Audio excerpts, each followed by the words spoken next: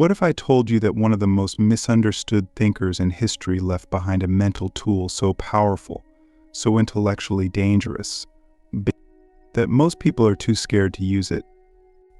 A tool not found in textbooks, not taught in school, but buried between the brutal lines of the prints. A tool that, if used correctly, could make you think faster, deeper, and with more clarity than 99% of people around you. Niccolo Machiavelli was not just a political strategist, he was a master psychologist. And he understood something we've forgotten, that intelligence is not just about knowledge, but about perception. The ability to see the truth behind appearances. And his forbidden trick? It's hidden in plain sight. It's the art of thinking like your enemies without becoming them. Machiavelli's trick is this: if you want to become unstoppably smart, you must detach your morality from your analysis. That sounds terrifying, right? But stay with me. He didn't mean you should be immoral. He meant that if you want to understand people, power, or even yourself, you must first observe without judgment. Most of us filter everything through what we want to be true. We moralize before we understand. But Machiavelli knew that truth doesn't care about your feelings. And intelligence begins the moment you stop asking, "Is this right?" and start asking, "Why is this happening?" Or "What purpose does this serve?" Imagine what you could learn if you stopped labeling people as good or evil and started analyzing them the way a scientist observes a storm. Click subscribe to this channel to get more profound insights. Let's make this practical. Say someone betrays you. Most people react emotionally, they're bad. I'm hurt. I didn't deserve this. But Machiavelli would say, stop. Step back. Ask, what did they gain from this? What were the conditions that made betrayal the smartest move for them? What signals did I miss? This is the forbidden trick. You stop thinking like the victim, and you start thinking like the strategist. You analyze the mechanics of the moment, not just the morality. And suddenly you're learning things most people never see. You're not just reacting, you're evolving. You're studying the pattern, not just the pain. This is the core of Machiavellian intelligence: ruthless observation, followed by strategic adaptation. And here's where it gets even deeper. Once you strip away your biases, your ego, your desire to be right, you start to see how everything fits together. You begin to notice subtle cues in conversations. You predict behaviors. You understand motives. Because you've trained yourself to see not as a participant, but as a philosopher of human nature. And that shift from emotional to analytical, from reactive to reflective, is what makes you unstoppably smart. Most people can't do this. Why? Because they're addicted to the comfort of their narratives. They'd rather feel good than see clearly. But what about you? Let me ask you something uncomfortable. In your last argument, were you trying to understand or just trying to win? That one question could measure your level of self-awareness. Machiavelli's trick forces you to confront your own illusions.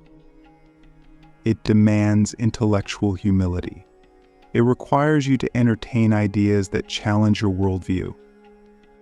But in exchange, it gives you something priceless: mental freedom. You're no longer trapped in emotional loops. You're no longer manipulated by surface appearances.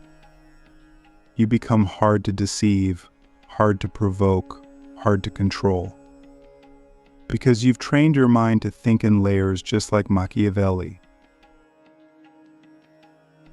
And here's where the trick becomes transformational. Once you master this kind of thinking, you can apply it to everything: business, relationships, creativity, leadership. You start seeing what others miss. You stop asking, "What should I do?" and start asking, "What's actually happening beneath the surface?" That shift unlocks levels of strategic thinking that feel almost like superpowers. You're not just reacting to life, you're reading it like a map. And when you can read reality better than others, you can move through it better than others. That's what Machiavelli meant when he said, "The wise man does at once what the fool does finally."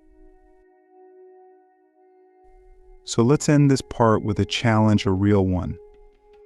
For the next 24 hours, I want you to observe everything without judgment.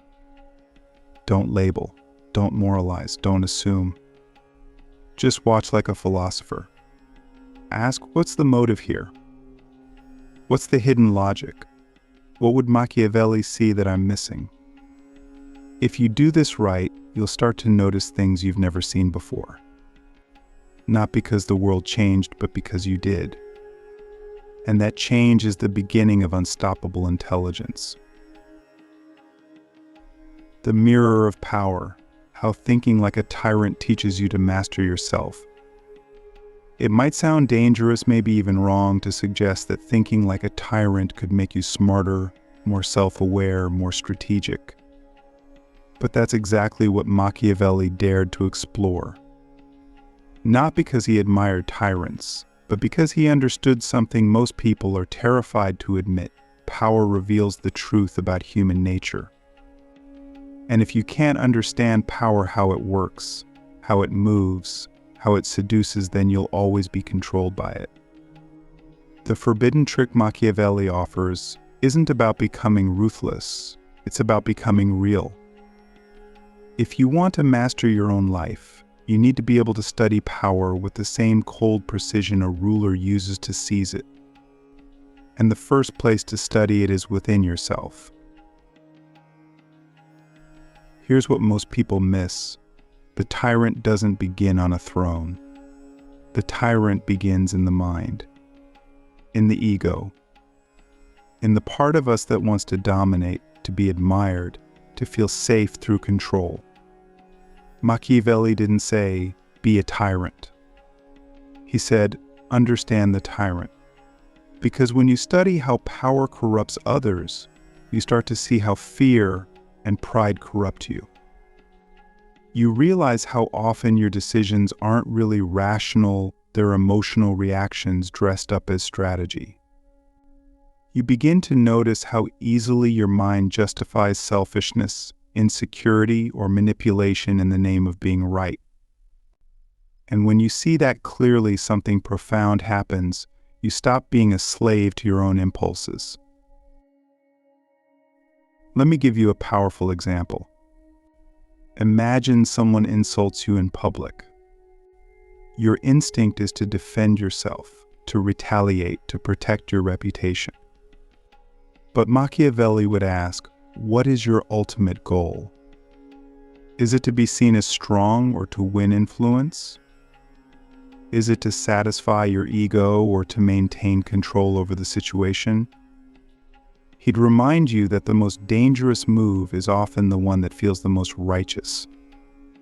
Smart people don't just react, they calculate. They ask, what is the long-term cost of this emotional reaction? Who benefits if I lose control? That's the Machiavellian lens. And once you start seeing the world through it, you stop being manipulated by your emotions and start mastering them. Now here's a deeper truth. The people who appear the most powerful are often the most fragile internally. Why? Because they've never studied their own hunger for power. They've never questioned their need to be right, to be respected, to be feared. Machiavelli teaches us that true intelligence comes from self-awareness, the ability to spot your own inner tyrant before it sabotages you. And this isn't just theory. It's everywhere. In business, the CEO who loses perspective because they can't be challenged. In relationships, the partner who controls through guilt.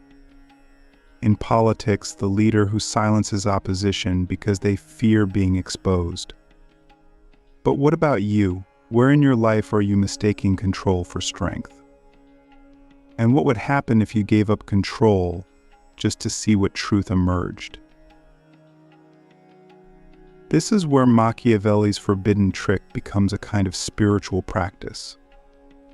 You begin to use every encounter with power, whether you're giving it, receiving it, or resisting it, as a mirror for your own growth.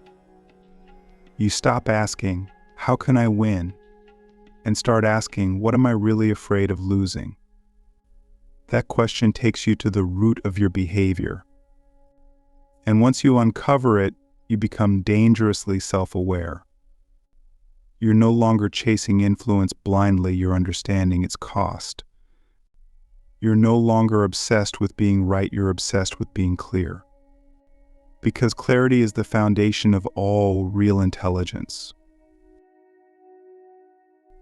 And here's the wild paradox: the more you think like a tyrant, the less you become one. Why? Because understanding the psychology of control makes you immune to it. You stop needing to dominate. You stop needing to be admired. You stop needing to win every argument. That's not weakness, it's sovereignty. You've studied the game so deeply that you no longer need to play it. And in a world full of people performing intelligence for attention, your calm, quiet insight becomes magnetic. People will start to wonder how you always seem one step ahead, how you see what they can't. And the answer will be simple: you've studied the dark to bring light to your own mind. So let's make this real. I want you to do something radical. The next time you feel the urge to prove yourself, to post something impressive, to win an argument, to show someone your right, pause. Step back. Ask, what part of me feels threatened? What fear is driving this performance? Then do the Machiavellian thing. Observe without reacting. Use the moment as a mirror, not to judge yourself, but to understand yourself. Because that understanding is the very thing that makes you unstoppable. And if you do this long enough, you'll notice something strange. People will start to trust you more. Not because you're agreeable, but because you're genuine. You're not grasping for power, you've already found it within. And in a world where everyone's trying to look smart, you will be smart. Not because you're perfect, but because you've mastered the forbidden trick, thinking like a ruler so you can rule yourself. The chessboard of reality, how to think 10 moves ahead in a world that's always distracted. Now we arrive at the final stage of Machiavelli's forbidden trick, the part that separates the merely intelligent from the strategically unstoppable. Because once you've learned to observe without judgment, once you've mastered your emotional impulses and seen the tyrant in yourself, there's only one thing left to do, and think further than everyone else is willing to think. In a world where everyone's distracted by the next notification, the next reaction, the next dopamine hit, Machiavellian intelligence trains you to see life like a chessboard full of moves, counter moves, and hidden patterns. And if you can think 10 moves ahead while everyone else is thinking one, you don't just survive, you quietly dominate. But here's the catch. Thinking 10 moves ahead requires something most people have lost: patience. Machiavelli didn't write for impulsive minds. He wrote for those who could delay gratification, who could suffer short-term criticism for long-term advantage. He understood that most people are so reactive, they never realize how predictable they've become. And that predictability is what makes them powerless. But if you can think in timelines longer than the news cycle, if you can trade short-term approval for long-term influence, you become almost invisible to your rivals and incomprehensible to average minds. That's not manipulation. That's vision. Imagine this: you're in a meeting, surrounded by people all arguing to be heard. Everyone's competing for attention, making noise, showing off. But you're quiet. Not because you're passive, but because you're watching. You're noting who interrupts whom, who's insecure, who needs validation, who's pretending to know more than they do. And then when you speak, you say one thing calculated, sharp, precise. And it shifts the whole room. That's not luck. That's the result of playing mental chess while others are playing checkers with their ego. And Machiavelli would nod in approval, not because you're cunning, but because you're prepared. Let me ask you a question that could change your trajectory. Are you living your life 5 moves ahead, or are you just reacting to whatever's in front of you? Most people live in what I call the trap of immediacy. They make decisions based on how they feel today, what they want this week, or how they'll look this month. But the Machiavellian mind thinks in years. It asks, what kind of person do I need to become to win this game in 5 years? What seeds do I plant now that will bloom when everyone else has already given up? This kind of thinking doesn't just make you smart. It makes you inevitable. This is why Machiavelli's work has lasted centuries, because he understood that human nature doesn't change. People still crave status. They still fear rejection. They still follow appearances over truth. And if you understand these constants, you can navigate any environment, modern or ancient, with extraordinary precision. But here's the twist. The goal is not to exploit people. The goal is to align your strategy with truth. When you operate from a deeper understanding of reality, your moves are not just effective, they're ethical. Because they're rooted in clarity, not confusion. You're not guessing, you're seeing. And this clarity opens up a power that almost feels like prophecy. You start to predict how people will react, not because you're magical, but because you've trained your mind to think like reality thinks. You've slowed down your impulses, studied the structure behind the chaos, and made peace with the complex paradoxes of life. And now, when others are confused by what's happening, you're calm because you already saw it coming. That's not arrogance. That's the reward for thinking long when others think short, for thinking wide when others think narrow, for thinking deep when others avoid depth altogether. So here's your final challenge. For the next week, approach your life like a chessboard. Every conversation, every email, every decision, ask yourself, what's the bigger pattern here? What's the long-term impact? What does this reveal about the game I'm really playing? Stop reacting. Start orchestrating. Use the Machiavellian lens not to control others, but to master the terrain of your own mind. Because once you've done that, no situation can truly surprise you. No setback can truly break you. And no success can truly blind you. You've become what Machiavelli always intended, a thinker immune to illusion. A mind sharpened by truth, a strategist in a world of spectators. And maybe that's the final paradox of the forbidden trick. It's not about becoming ruthless. It's about becoming real. And in a world addicted to fake, that might just be the most unstoppable kind of intelligence there is.